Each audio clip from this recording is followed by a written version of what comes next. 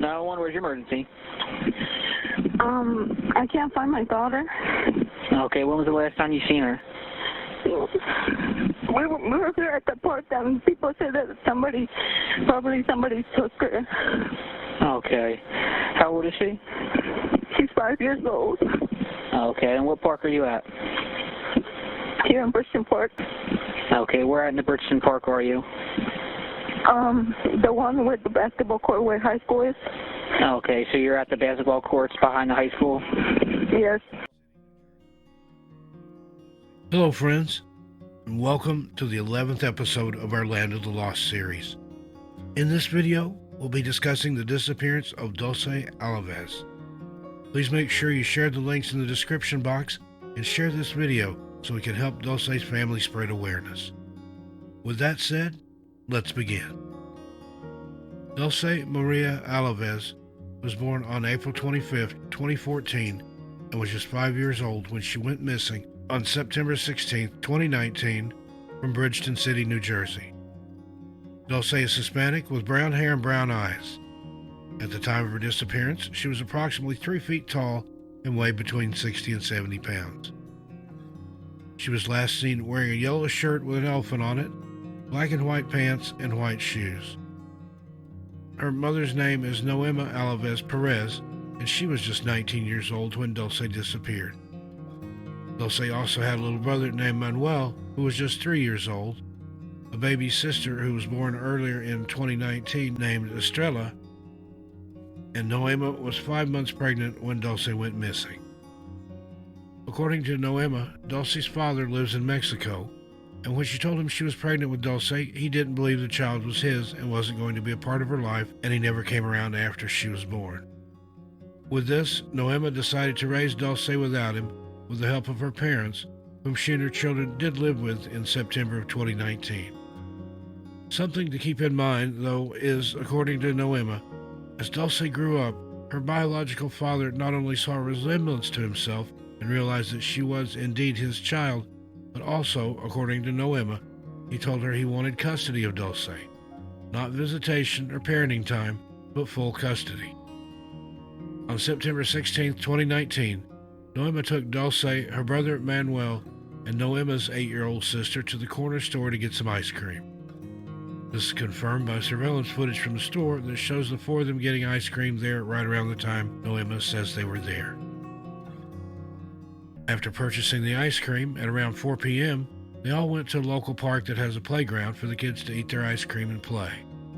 This park is called Bridgeton City Park. Noema stated that she parked her car facing the playground and about 30 yards away from it so Dulce and Manuel could go and play under her supervision, and she could stay in the car and help her little sister with her homework and scratch off a lottery ticket she had just purchased at the same bodega where they bought ice cream. Now, many people immediately started to criticize and question Noema's actions. Many wondered why she would bring an 8-year-old to the park and why that 8-year-old wouldn't want to play with the other children, but instead sit in the car and do homework. Why couldn't she do her homework when they went home after the park? These were seemingly reasonable questions many members of the public were asking. Noema claimed that she kept her eyes on her 2 children as best she could and could see them at all times, except for about 5 to 10 minutes when she couldn't see them, but she just assumed they were playing in the playground still, but maybe behind something where she couldn't see. And she thought they'd come back into view quickly. Obviously, this didn't happen, and again, people were questioning her actions. Why would she not be completely panicked when she didn't see her 3- and 5-year-old children for almost 10 minutes? It isn't like they're older children. These are very small and young children who, in some people's opinions, were way too young to be off running around by themselves, even if they were in direct line of sight of their mother. To others, however, this was not necessarily suspicious when considering Noema's young age. Here's where we start getting conflicting information as to what happened next, and it would take quite a while to recount every single story that's out there about what happened after Noema realized she hadn't seen Dulce and Manuel for up to 10 minutes. In the interest of saving time, I'll just tell you the 2 main things that were reported as far as to how Noema realized something was wrong. CNN reported that Manuel had gone to the car and informed Noema that something had happened to Dulce. However, Noema stated that when she realized she hadn't seen the children in a while, she took her little sister out of the car and went to check on them. When they finally saw little 3-year-old Manuel, he was crying and his ice cream was on the ground. Now, we always like to give the benefit of the doubt to the victims, and a grieving mother with a missing child, in our opinion, also a victim until proven otherwise. So let's just go with Noema's account of going to find the children and seeing Manuel crying with his ice cream on the ground. Noema says that when she saw Manuel like this, she immediately asked him where his sister was, and he allegedly pointed to a few little maintenance buildings off to the side. These buildings would contain equipment to upkeep the park. Noema stated that upon hearing this, she went to the back side of these little buildings and was calling for Dulce and looking for her. She also claims this is when she realized there was another entrance and exit to the park other than the one she had entered and parked in when they had initially arrived. This entrance and exit came off a little side path easily accessible from the main road. So, in the whole park, 2 entrances and exits exist. Noema says that she noticed that the only other people in the park were 4 girls off to the side on the basketball courts playing ball together, and that she didn't see anyone else who was there at the time when she was calling Dulce's name and looking for her. She said she saw a man leaving the park with his children as she entered, but he wasn't really there while they were and while all of this was happening. He was leaving just as Noema and her family were arriving, apparently. She wasn't panicked at this point because she thought Dulce was just hiding and playing a game with her, as 5-year-old little girls will do. Noema said she looked for a little while longer and then decided to approach the 4 girls playing basketball and ask them if they had seen Dulce. According to Noema, these 4 girls claimed they saw a man in a red van with tinted windows pull up through that little side path that led to the buildings. However, they didn't see or hear anything else. It's often been reported that these 4 girls actually stated that they saw this van and this man, but also that they saw him grab Dulce and put her into the back of it. There's no interviews at all, at least that we can locate, that have an interview with these girls where they support this at all. All they seem to have seen was the van pull in and then nothing else. They did give a description of the man they saw driving it, though. This is where it gets so very confusing and a bit hard to report. The case has so much conflicting information and so many conflicting reports, it's really hard to nail down where exactly all of this misinformation came from. For example, Noema claims the only other people in the park that she saw were the 4 girls playing basketball, and she says that these 4 girls only saw the one man enter the park in his red van. However, when the police made their statements, they actually let it be known that they are looking for 2 different men that it's reported witnesses saw. The confusion lies in which witnesses saw these men, because the report of the 4 girls again only states they saw one man, and they were allegedly no other people, men or women, in the park that day. This is very confusing, but this isn't all that's hard to follow, and that doesn't make much sense in this case, but we'll get to the rest of it as we navigate through it. Now, let's start with the description given by the girls playing basketball of the man in the red van with tinted windows. A black man. That's it. That's the entire description. Another witness, no idea where this witness came from, if it wasn't one of the basketball girls or Noema, which it wasn't, came forward and gave a description of a completely different man. This witness, who was with 2 young children in the park that day, allegedly saw a man they described as a light Hispanic male between the ages of 30 and 35, standing at about 5'7" tall and wearing a white t-shirt and baseball cap with blue jeans. Allegedly, this man was driving a red van with tinted windows. Police made it very clear that this man was not a suspect and was just someone they wanted to speak to in case he had seen anything or had any additional information that would be helpful in the investigation. Now let's revisit Noema's actions when she realized Dulce was missing. After looking for her daughter for about a half an hour and after speaking to the girls playing basketball, she called 911 and reported her daughter missing. In the 911 call, Noema says, seemingly through tears, I can't find my daughter. We were here down at the park and, people said that, someone probably took her. She then proceeds to tell the 911 dispatcher where she is, at the park by the basketball courts, the park by the high school, and she gives him Dulce's age and description. However, in this description, Noema has to ask her sister what Dulce was last wearing, and when she starts speaking to the dispatcher again, she tells him she doesn't remember what Dulce was wearing, except that she had on black and white, like flowery pants, and like some white heels. That's a quote. When this 911 call was finally released to the public, as you can imagine, there were many questions and quite a bit of suspicion. Why did Noema say that witnesses were saying someone probably took Dulce? Was she saying the girls at the basketball court said this? Is this where the conflicting reports come from as to what was seen that day and by whom? Noema has always held firm that Dulce knew all about stranger danger. She knew never to speak to or approach strangers and to call for help if someone approached her. Because Noema was so sure that Dulce wouldn't go anywhere with a random stranger, people started to speculate that maybe it had been someone she knew. Many felt like, perhaps a child this young, even with having something like stranger danger ingrained into their mind, would still be very impressionable and easily manipulated by an adult who knows what they're doing. The public seemed to have a very hard time believing that if a 5-year-old was offered something like candy or maybe the chance to see a puppy, that 5-year-old probably, in most cases at least, would go off with whoever was offering them these things, because in a 5-year-old's mind, anyone with something like candy or a puppy couldn't possibly be a bad person. Also, would the concept of an adult doing harm to them ever really be understood by a child so young?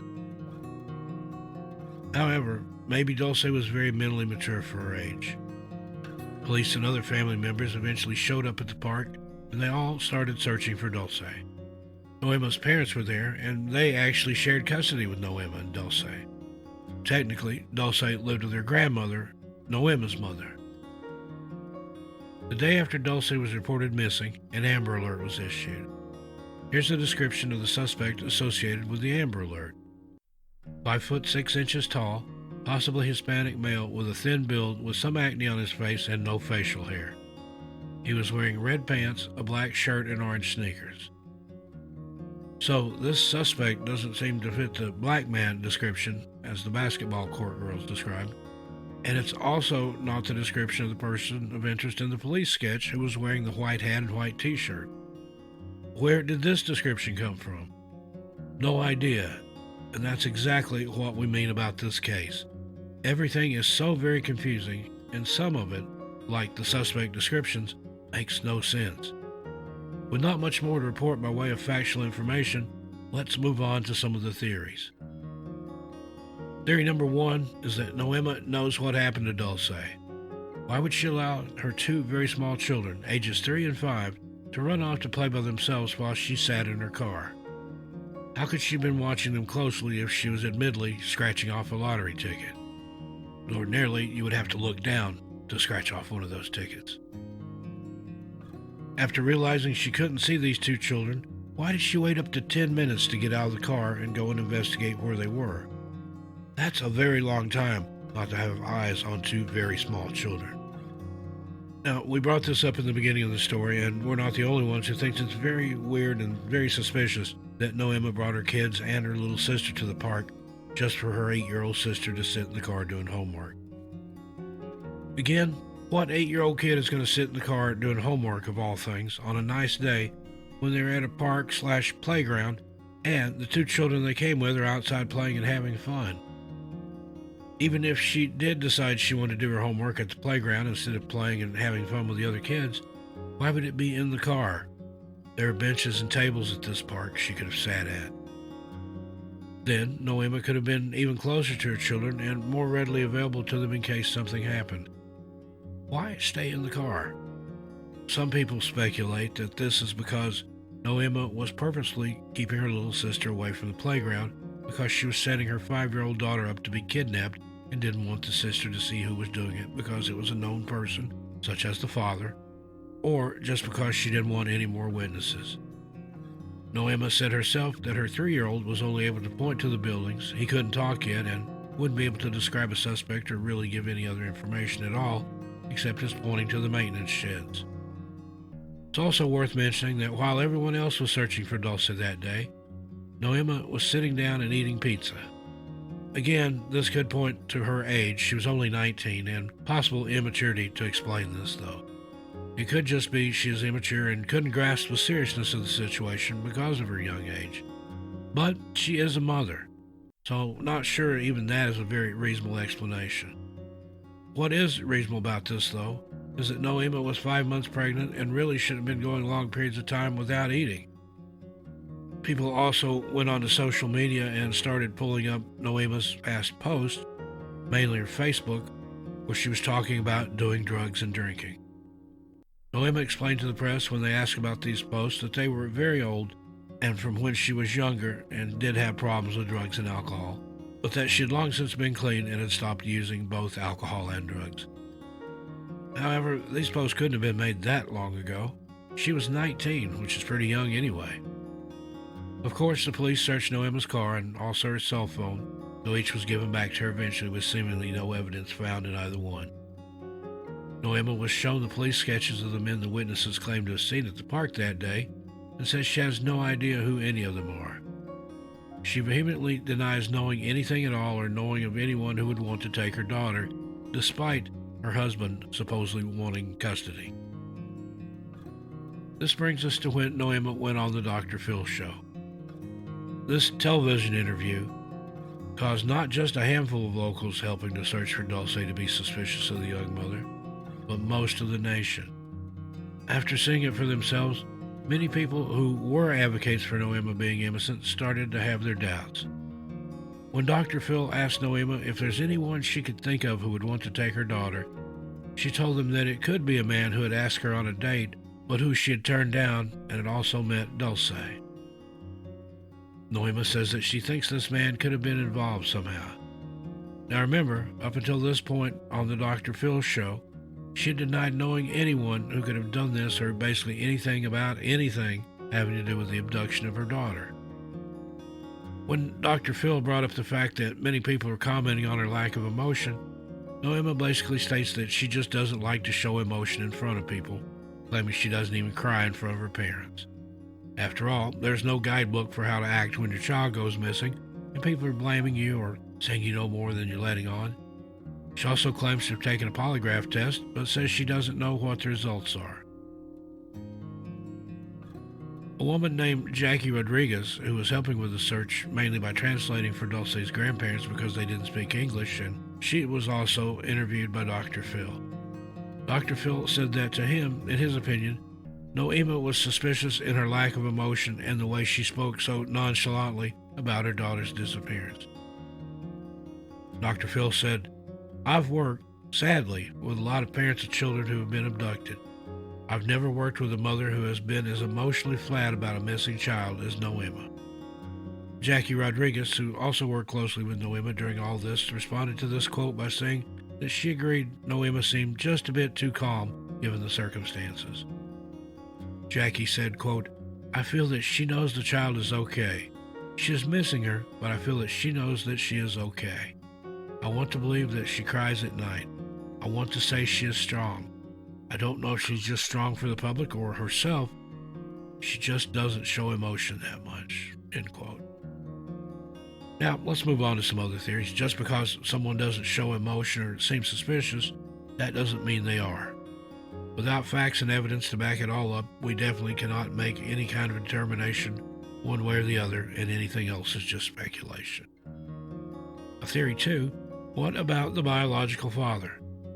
Noema says there's no way it was him because he was in Mexico at the time and didn't have the money to even leave there, let alone get to Bridgeton and kidnap Dulce. What many people immediately thought upon hearing this, though, was how he had just recently told Noema that he wanted custody of Dulce, that he had finally realized by looking at her as she was growing up that she was in fact his child. As stated earlier, he didn't say he wanted visitation or parenting time, but full custody, which most likely would have meant Dulce going to Mexico to live with him. Now, we're not sure if police looked into whether or not he was actually in Mexico at the time or where his whereabouts were one way or the other, but this could be a likely theory. How happy do you think Noema was when this man, the father of her now 5-year-old daughter, suddenly comes out of the woodwork after denying paternity and wanting nothing to do with the child for 5 years, essentially leaving Noema at 14 to be a single mother, even though Dulce was raised by Noema's parents, suddenly saying he now wanted full custody, essentially taking the child away from her. Seems that would have been one nasty conversation, and Noema would have every right to have been super upset. However, we don't know how that conversation went, but can speculate not very well.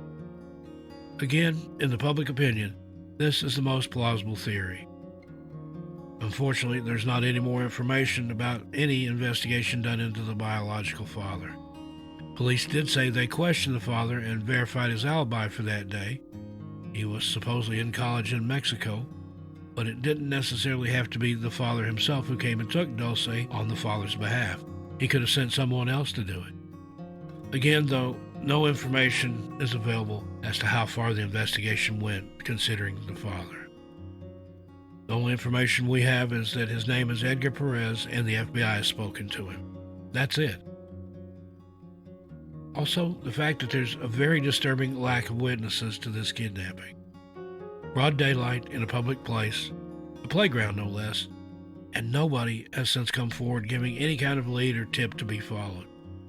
This really bothered people until information came out about this community having a very large migrant presence and ICE essentially harassing anyone being questioned in regards to this case. Noema's current boyfriend and father of her unborn baby at the time, while being questioned by the police, was also detained by ICE and threatened with deportation. Now, we're not going to get political here, but if ICE truly operates this way, then that's understandable how it may have hindered the entire investigation, because witnesses aren't going to come forward at all if they think they have to worry about being threatened with deportation or being detained for long periods of time just for trying to be helpful or cooperating with this missing child investigation. One other thing we'd like to point out, because there's literally no more information available, is remember the kids each had an ice cream. When Noema found her son sitting there crying and pointing to the maintenance shed with his ice cream on the ground, something occurred to her. Where was Dulce's ice cream and spoon? If someone had come up and grabbed her or taken her by force, would she have dropped her ice cream or at least the spoon? How likely is it that she would have been able to hold on to these items while kicking and struggling to get away, assuming that's what she did while being taken by a complete stranger? Did she walk away with someone she knew and carried her ice cream with her? Or was she lured away? A puppy, a kitten, candy, your mommy is hurt, etc. The only recent news on the case was that following leads, police searched for her in Austintown, Ohio. No word on what the leads were or what came of them. I think we can safely assume that not much came of them since there's no big breaking news in the case so far. Well, friends, thank you for tuning in to this episode 11 of our Land of the Lost series. Please remember that we're asking everyone who watches this video, please share it on social media and with friends and family. Little Dulce is still missing, and you just might know the person who holds the key to solving this case. I look forward to your comments, but please be respectful of each other and of the families involved. Till we meet again, take care of yourselves and each other. I'm Steve Stockton, and I'll talk to you next time.